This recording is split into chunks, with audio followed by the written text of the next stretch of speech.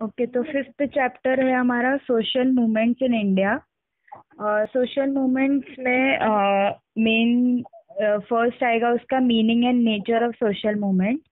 Meaning and nature of the social movement was introduced by German sociologist Lawrence von Stein in the book History of French Social Movement from 1789 to the present year 1850. It became popular in the European discourse in the early 19th century movement. Different sociologists have highlighted varying constituents of social movement in varying contexts. अब लोग social movements के बारे में क्या क्या बोल रहे हैं, उनको क्या लगता है, उनका मीनिंग क्या है। तो टर्नर केलियन ने बोला है, okay, a collectivity acting with some continuity to promote and resist change in society or a group which it is part of। अभी अपने सोशल मूवमेंट्स सुने भी होंगे कि यहाँ पे भी बहुत सारे अपना देखो तो सोशल मूवमेंट्स हुए। सोशल मूवमेंट्स क्यों होता है कि हम जो सोसाइटी के ही लोग हैं वो लोग ही साथ में आए और वो मूवमेंट का ऐसा कंटिन्यू रखे जब तक वो चेंज हो ना। जैसे बहुत सोशल मूवमेंट को आप एक्सप्लेन थोड़ा मीन्स एक्सप्लेन और कर सकते हो मीन्स इसका हाँ मीनिंग। हाँ वही तो सोशल मूवमेंट। ओके एक सेकेंड ना, मैं इधर इधर क्या दिया है तो वो समझाओ मैंने। हाँ हाँ हाँ, सोशल मूवमेंट जाने के प्रोटेस्ट। आपको अगर रीसेंट प्रोटेस्ट के बारे में बताओ तो आपको इसका पता होगा, वो कौन से फॉरेस्ट, आरे फॉरेस्ट को कट डाउन करने का था मेट्रो के लिए।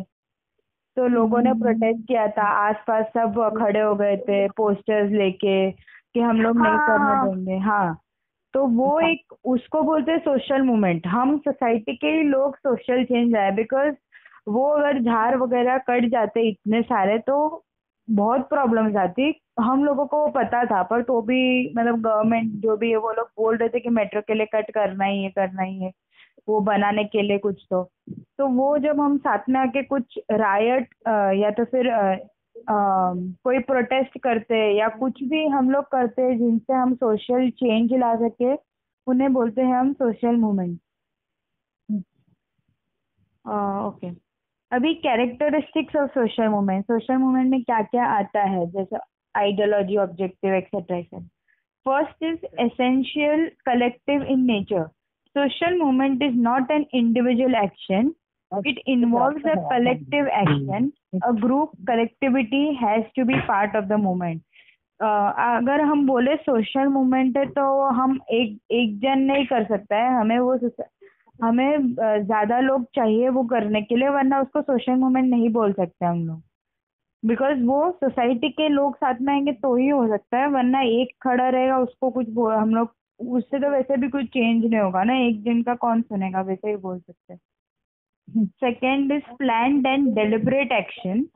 Social movement have to be pre-planned to execute effectively. Movement are deliberate initiatives and not spontaneous in nature. Social movements करने के लिए हमें प्लान करना पड़ता है। जैसे अगर हम जा रहे हैं किधर कोई जगह पे तो हमें पता होना चाहिए कि यहाँ पे होने वाला है, रैली होने वाली है, या हम प्रोटेस्ट करने वाले हैं कोई चीज के लिए। तो वहाँ पे हमें प्री प्लान होना चाहिए कि हाँ हम लोग ये लेके जाने वाले हैं, हम कुछ पोस्टर्स लेके जाने वाले हैं।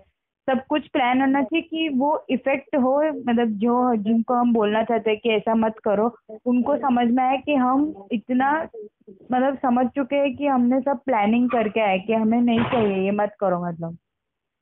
यस फिर आता है ideology and objective. A social movement is backed by an ideology. The ideology guides the course of the movement. It has a set of objectives to fulfil. अभी आप ऐसा नहीं कि मैं हम चार पांच लोग जाके सोशल मूवमेंट करें पर उसका कुछ ऑब्जेक्टिव ही ना हो।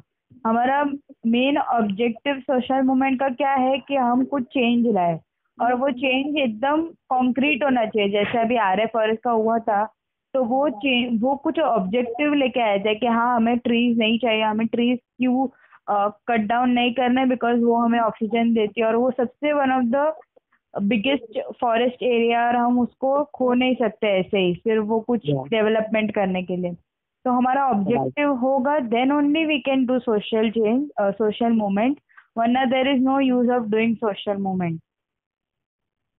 फिर आते हैं types of social movement. Collective action like protest, agitation, rebellions, resistance and even riot are understood as a form of social mobilisation.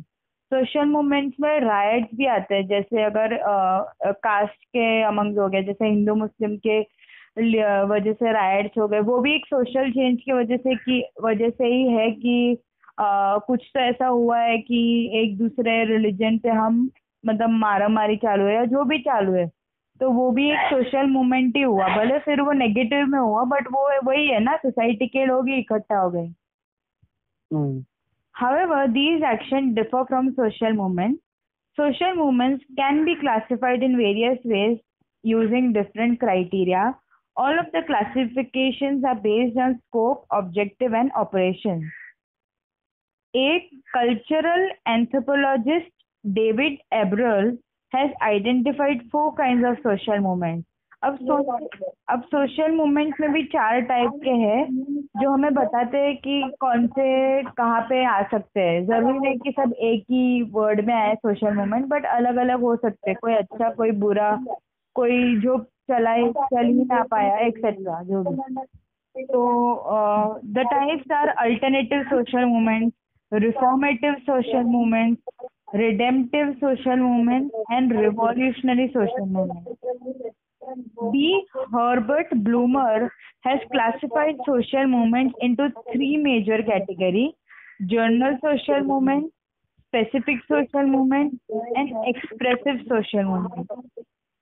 अब ये लोग अपना अपना मतलब बताना चाहते हैं कि कैसे मूवमेंट्स को डिवाइड किया है, और मूवमेंट्स को डिवाइड करेंगे बिकॉज वो हमें इजीली पता चले कि हाँ ये टाइम पे ये हुआ था, तो हमें पता है कि ये शायद काम कर गया है कि नहीं कर गया। अभी यहाँ पे कुछ एग्जांपल दिए social reform movements in India.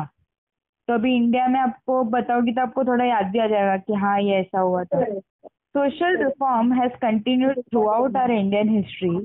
However, organized social movements for reform started since 19th century. These movements were especially driven by intelligence of society and included stalwarts such as Rajaram Mohan Roy, Swami Dayanand Saraswati, Mahatma Jyotirao Phule, Rajashri Shahu Maharaj, Maharshi Karve, Dr. Babasaheb Ambedkar, Mahatma Gandhi, and so on. The movement made efforts to promote change in various ways. They covered a wide range of areas such as uh, religious caste, women empowerment, untouchability, exploitation of poor, farmer issues, etc. We shall briefly examine the significance and the contribution of some of the reforms. अभी ये हम लोग, अगर मैं बताऊं ना, तो हमारा जो था ना लास्ट टाइम का बुक, उसमें ऐसा नहीं था। हम लोग को स्पेसिफिक सिर्फ रिफॉर्म मूवमेंट ही थे। मतलब हम लोग को आंसर भी ऐसा पूछा था कि आप अभी बताओ कि महात्मा गांधी ने क्या किया था। यहाँ पे आप लोग को शॉर्ट में दिया है और सोशल मूवमेंट क्या है उसको एक्सप्लेन करने बोला है। तो अगर आपको पूछे ना कि व्हाट वर द सोशल मतलब what are the three social reform movements in India, तो आपको जो स्पेसिफिक महात्मा गांधी ने किया है या महात्मा ज्योतिराव फुले ने किया है वो आपको लिखना पड़ेगा उसमें एग्जाम्पल के तौर पे। ओके। तो फर्स्ट आता है राजाराम मोहन रॉय। इन 1828 थ्रू ब्राह्मो समाज took up religious, social and educational reforms and began a crusade against the practice of sati. The abolition of sati in 1829 is result of his effort. फिर आते हैं Swami Dayanand Saraswati. Through the Arya Samaj in 1875 rejected caste system, idol worship and superstition. He strived for the progress of women and eradication of illiteracy. इन्होंने मतलब स्वामी दयानंद सरस्वती ने कहा है कि उन्होंने कास्ट सिस्टम को हटाया, आइडल वर्शिप को हटाने की कोशिश की और सुपरस्टिशंस जो थे, और वो चाहते थे कि जो वुमेन हो उनका प्रोग्रेस हो और कौन कौन दीदी? स्वामी दयानंद सरस्वती। स्वामी दयानंद सरस्वती, ओके। हाँ, वो चाहते थे कि लिटरेसी ज्यादा है, मतलब एजुकेशन बढ़े और इलिटरेसी कम हो। मतलब एजुकेशन, मतलब जब एजुकेशन बढ़ेगा तो ही तो हमारा ये आइडियल वर्शिप है या सुपरस्टिशन है या कास्ट सिस्टम है उससे थोड़ा हम वो करेंगे ना, हम साइंटिफिक मेथड्स लाएंगे और बहुत कुछ फिर उसमें आ जाता है। फिर आते हाँ। हैं Mahatma Jyotirao Phule. established the Satya Shodhak Samaj in 1873. He was deeply concerned with women issues, education, widow remarriage, and prohibition of child marriage. His wife Savitribai Phule also worked alongside for the emancipation of the woman. Mahatma Jyotirao Phule ने भी women education, women issues जो थे उनको education नहीं मिलता था, window remarriage को ना बोल दिया था, प्रोहिबिशन ऑफ चाइल्ड मैरिज था, ये सबको बंद करने की कोशिश की उन्होंने। फिर आते हैं Rajshree Shahu Maharaj. was the ruler of princely state of Kolhapur 1874-1922. He was a broad-minded visionary and a dedicated social reformer. He vehemently attacked the caste system and worked seriously for the cause of untouchables. महर्षि, आपने देखा होगा कि ज्यादातर social reform movements women के होंगे या child marriage के होंगे या हमारे अनटचेबिलिटीज के होंगे, लोअर कास्ट लोगों के लिए, यही सब की ज्यादातर होंगे, और एजुकेशन के लिए। फिर आते हैं महर्षि curve. was known for his effort to promote education of women. 1907, he started the Mahila Vidyalaya, and in 1916, the Karve Women University, now renamed as SNDT University. ये एसएनडीटी कॉलेज, एसएनडीटी यूनिवर्सिटी का आपने अगर सुना होगा, जिधर भी उनका वो है ब्रांच, तो ये हाँ हाँ हाँ, ये उनसे उन्होंने स्टार्ट किया था महिला विद्यालय, और उसके वजह से फिर वहां पे सिर्फ वुमेन्स एजुकेशन है ऐसा। फिर आता है doctor B R Ambedkar. A jurist and economist and a reformer, worked against discrimination of marginalized category. His slogan is educate, organize, agitate, inspire millions of people. The depressed classes education was established by him in 1928. फिर आते हैं last में Mahatma Gandhi. was a lawyer and a political leader. He employed non-violent resistance to lead a successful campaign for India's independence.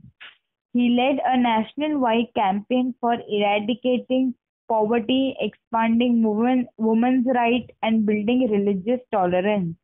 His mission was to end untouchability and achieve Swaraj, that is self-rule. He is regarded the father of the nation and is affectionately called बापू। तो ये महात्मा गांधी के बारे में तो आप लोग ने बहुत टाइम से पढ़ा भी होगा कि उन्होंने क्या क्या किया है। तो यही सब हमारे इंडिया में जो हुए सोशल रिफॉर्म मूवमेंट के बारे में बताया है एक जगह। अब सोशल रिफॉर्म मूवमेंट्स होते तो है, वो अब क्यों होते हैं? What are the causes of social movement? The emergency of social movement may be due to various factors, considering the fact that society is continuously growing organism. The emergence of social movement can be attributed to the following causal situations. First is cultural drift. A cultural drift may imply rapid change in value, ideas, and can clash with the already established norms. Existence of an old as well as new norms in the society at the same point can lead to a sense of confusion. अभी ये जो point बताया ना cultural drift, मतलब आपने देखा होगा कि पहले के जमाने में और अभी के जमाने में ये फर्क, बहुत कुछ फर्क आ गया। हमारे बिलीफ में फर्क आ गया है, हमारे कल्चर में फर्क आ गया है, हम क्या क्या बिलीव करते हैं, क्या करते हैं। तो कभी कभी ऐसा होता है कि वो जो कास्ट के वो कल्चर, अगर वो बोल रहे हैं कि अभी जो जैसे हम आगे बढ़ रहे हैं और नई नई चीजें आ रही है, पर वो लोग एक्चुअल में वो अडॉप्ट नहीं कर पा रहे हैं और वो सोसाइटी को नहीं जम रहा है कि वो लोग पहले के ही जमाने में अटके हुए हैं या कुछ भी ऐसी चीज है जो सोसाइटी को नहीं जम रही।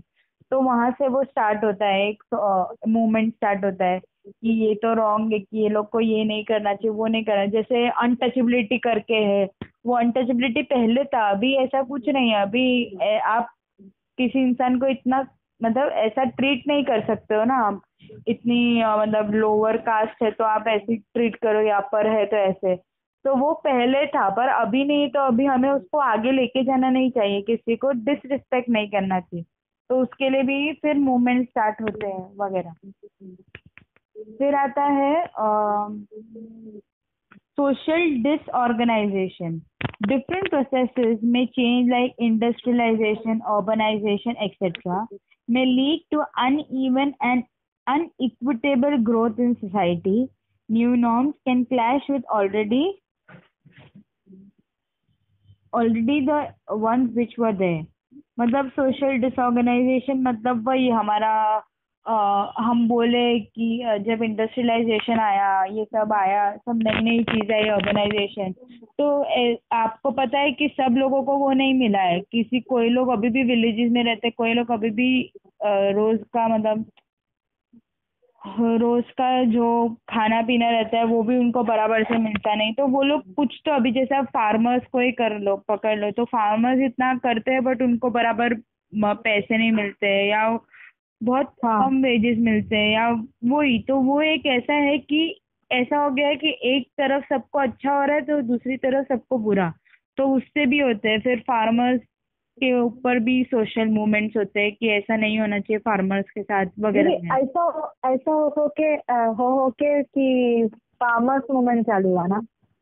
हाँ, ये यही सब है उसके, कि ये social disorganisation he one of the main important point है कि हमने जो हमारी जो इनकम है या जो हमारा वेजेस है वो बराबर इक्वली डिवाइडेड नहीं है। तो उसकी वजह से अच्छा। क्या, जो रिच लोग हैं वो लोग ज्यादा रिच होते जाते हैं और जो पुअर है वो ज्यादा कम मतलब पुअर होते जाते हैं। तो उसकी वजह से उनको प्रॉब्लम आती है और फिर वो एक मूवमेंट स्टार्ट करते हैं कि हमारे साथ गलत हो रहा है, हमें कुछ स्टैंड लेना चाहिए। फिर उसके वजह से गवर्नमेंट ने कितनी स्कीम्स भी निकाली है फार्मर्स के लिए। कुछ तो अभी वो स्कीम्स तो बहुत दूर की बात है, बट ये ऐसा सब फिर सोशल चेंज आता है। अगर हम कुछ स्टैंड लेते तो ही सोशल चेंज आ सकता है, वरना हम घर पे ही ऐसे बैठे के बात करेंगे तो कुछ सोशल चेंज नहीं आ सकता। फिर आता है perceived social injustice.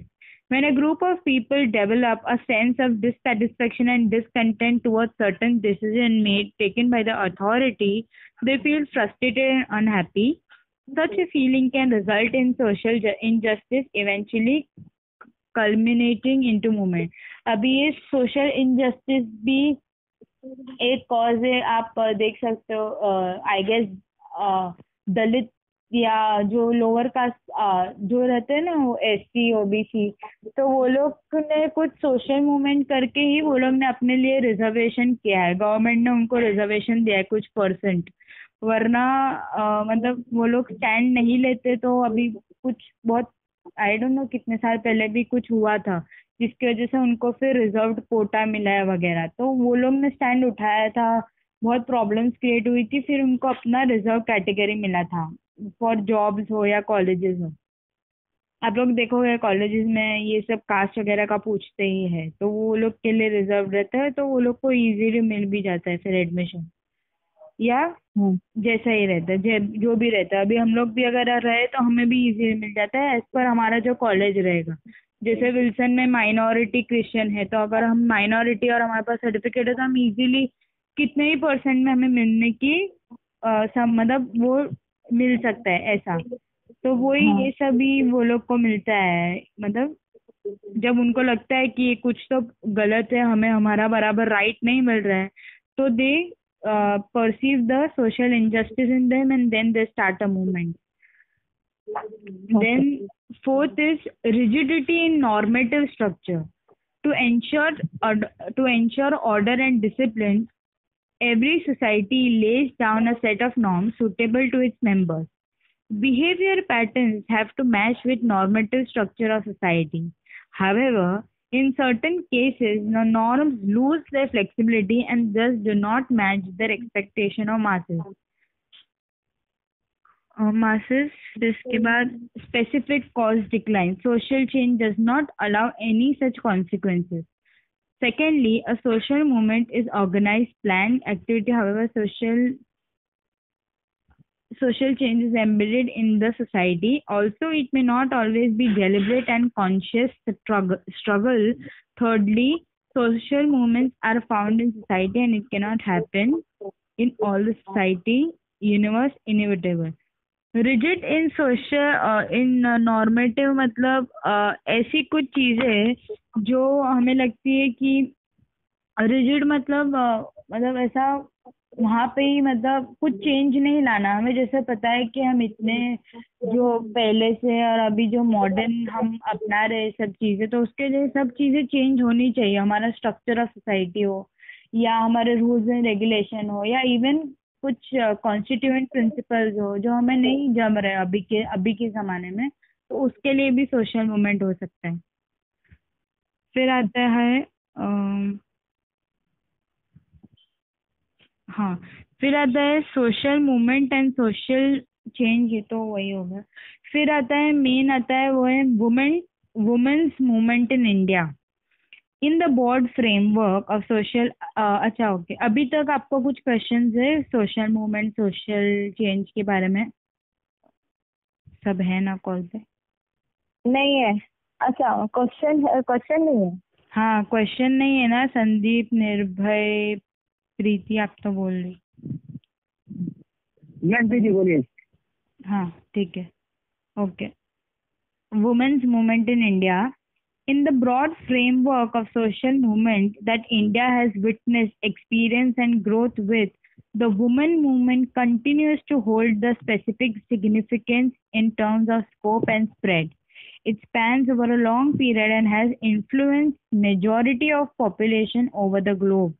The women movement can be studied with the help of the following phrases. First is the impact of social reformers.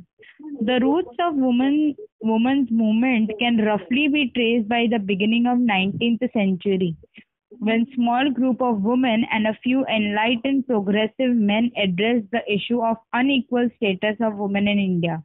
Then the women movement overlapped with the social reform movement in many other ways. Mahila Mandal were formed by the Brahmo Samaj and the Arya Samaj. These provided a platform to women to exchange ideas and grow. Social reformers like Rajaram Mohan Roy, Ishwar Chandra Vidyasagar, Mahadev Govind Ranade, Behramji Malbari challenged the customary practice which were discriminatory. The concrete हाँ उतना नाम repeat करेंगे क्या? हाँ हाँ then the women movement overlapped with social reforms in many ways. Mahila Mandal were formed by Brahmo Samaj and Arya Samaj.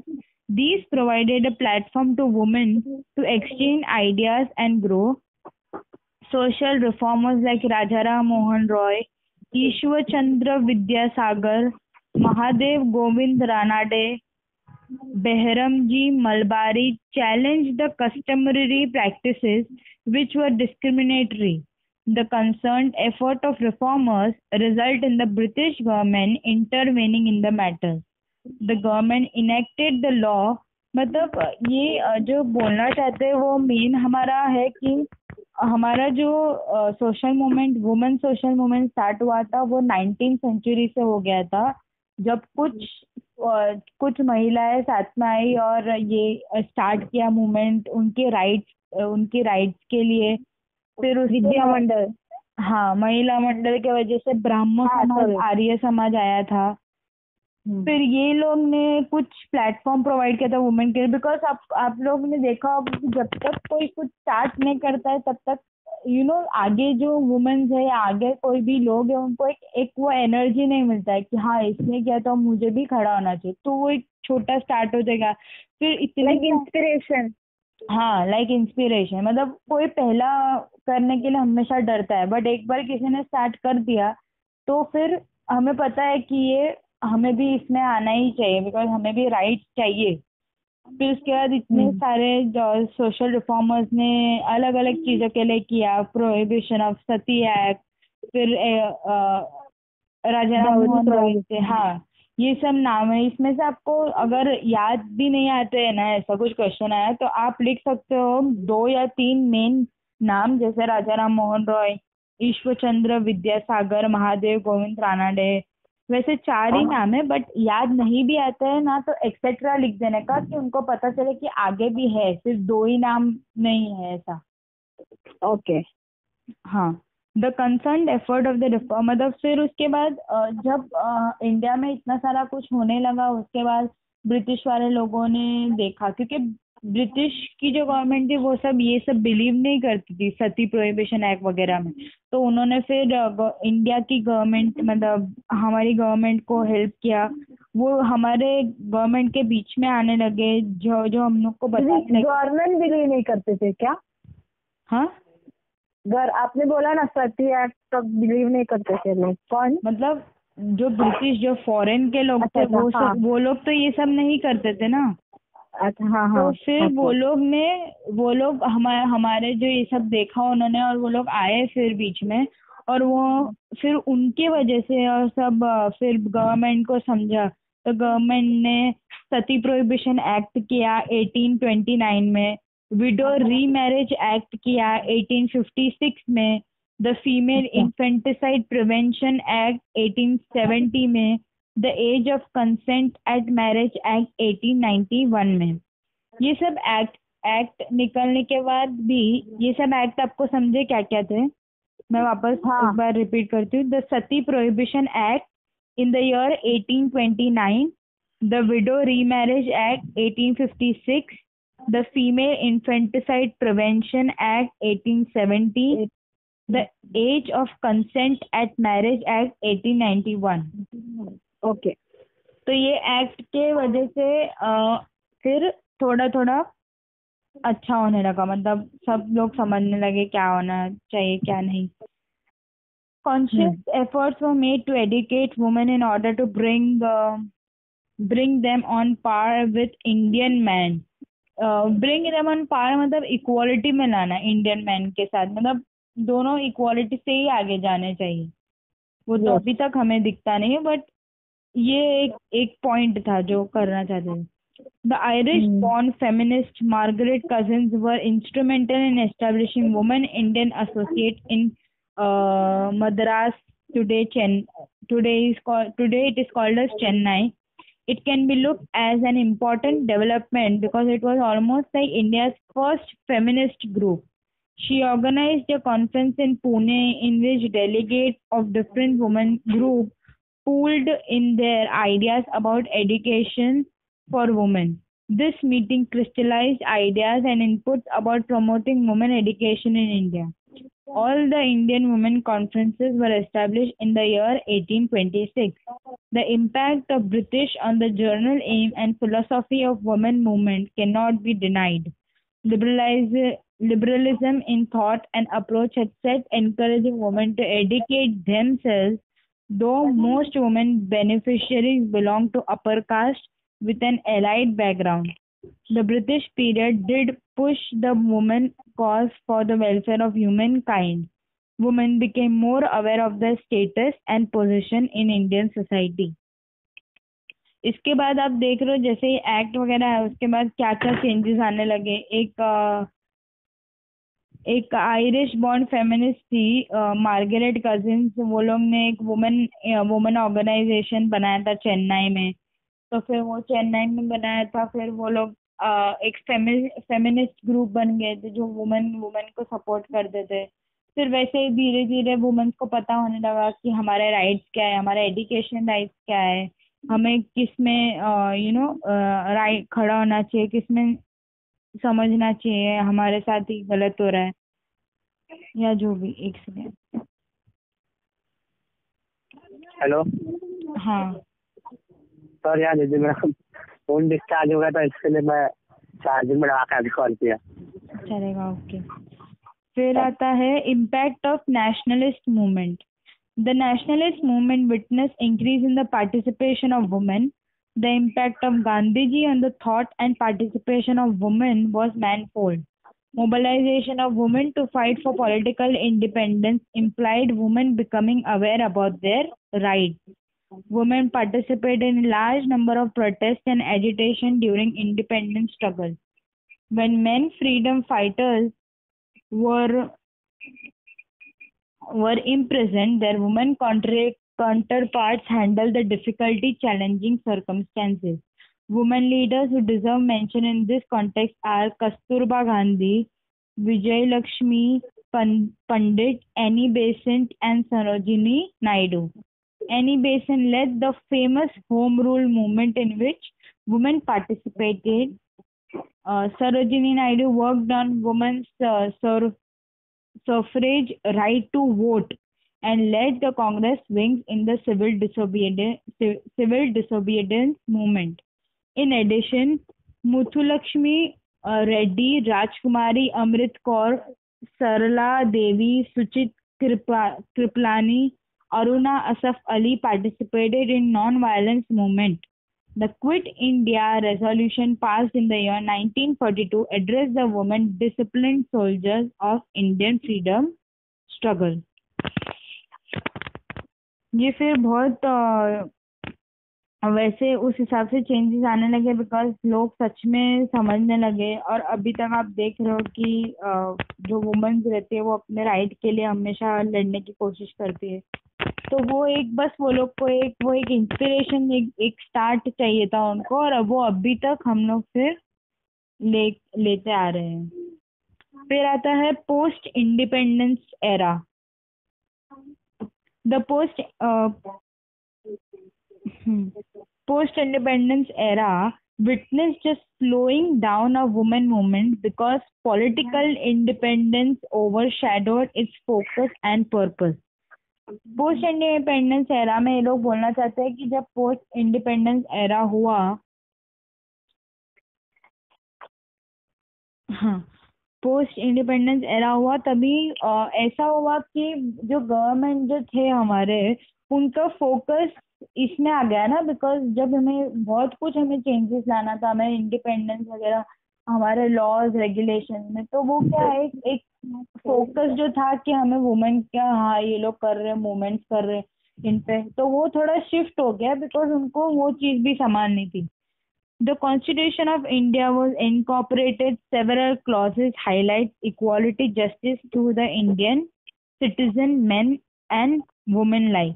Several issues like tribal unrest, economic crisis, students' agitation led to collective struggle and protest, thus taking away singular focus of the women's movement.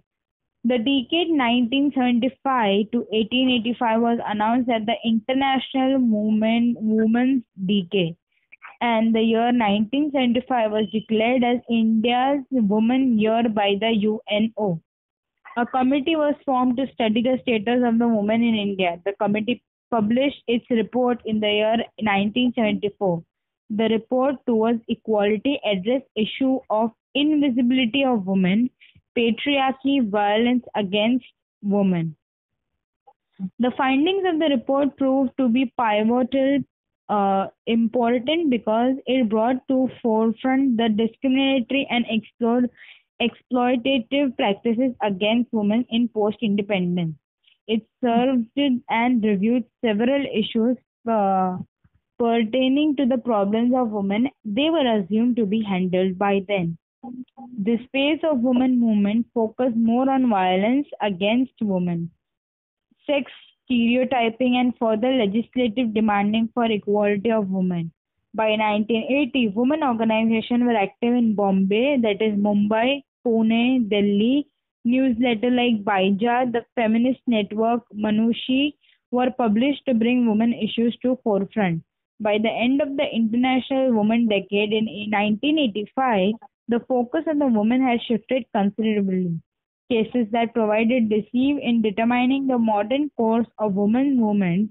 Mathura rape case that in 1972 Roop Kanwar sati case 1987, Nirbhaya rape case 2012, increasing instance of crime against women like dowry, death, eve teasing, and domestic violence were reference point for feminists to sharpen the focus of the movement. ये आपने देखा होगा कि बहुत जब post independence period ये लोग ने स्पेशली मेंशन क्यों किया है, बिकॉज पोस्ट इंडिपेंडेंस पीरियड में जब हमारे पास जो पूरा जो कंट्रोल आ गया था गवर्नमेंट के पास, तो वो उनको पता था कि हमारे पास जो पूरा कंट्री को संभालना है तो हमें नए नए रूल्स लाने पड़ेंगे। तो उन्होंने क्या बोला कि जो वुमेन जो कर रहे रिफॉर्म मूवमेंट, जब तक हमारे पास कुछ है नहीं तब तक हम पूरा ध्यान देंगे, बट जब ये लोग के पास ये पोस्ट इंडिपेंडेंस पीरियड हुआ, जब ये लोग के पास पूरा पावर आ गया, तो ये लोग मूवमेंट्स के बारे में भूल ही गए थे। और फिर वो जो था ना वो एरा, उसको बोलते हैं कि इंटरनेशनल वुमेन डिकेड, मतलब डिक्रीज हो गया। जो इतना कमाया था, मतलब जो इतना हम लोग ने किया था, जो लोगों ने किया था, वो सब पानी में गया, बिकॉज गवर्नमेंट भूल गई और वो चीज़ वापस स्टार्ट होने लगी। हम लोग जब तक एक चीज़ को रिवाइज नहीं करते रहते, एक चीज़ को करते नहीं रहते, तब तक वो चीज़ स्टॉप नहीं, मतलब तब तक वो चीज़ दिमाग में रहती। जब वो हम स्टॉप कर दिए, हम रिवाइज नहीं कर रहे, हम मतलब सालों तक मतलब कुछ कर ही नहीं रहे उसके बारे में, भले फिर वो कुछ भी हो, तो वो हम भूल जाते हैं कि कुछ ऐसा कुछ था भी।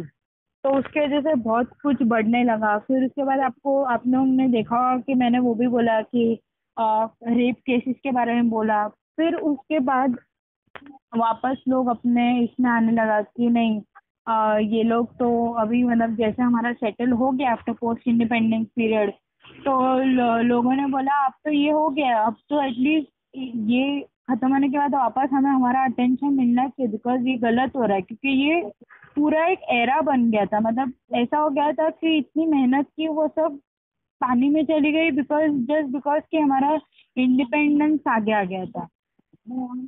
तो इसमें भी एक इम्पोर्टेंट पॉइंट ये लोग ने ऐड किया है कि ये बहुत चेंज लाया, और फिर लोगों को और उसमें एक्चुअली वो जो चीज़ वो लोग जो भूल गए थे, उसके बाद उनको पता चला कि ये चीज़ें बढ़ने भी लगी है, जैसे सती हो या कुछ भी, तो वो बढ़ने लगे। तो आई गेस कुछ फायदा नहीं हो हमारा इतना करके, तो ये लोग और पावर में आ गए, वुमेन लोग और करने लगे, और फिर वो ज्यादा चेंजेस आने लगे। अभी इसके बाद थोड़ा लेंदी है, तो आई गेस हम लोग होगा नहीं हमारा आज तो, पर आधा करेंगे तो प्रॉब्लम हो जाएगा उसका। हाँ, फिर किधर किया वो कंप्लीट होगा।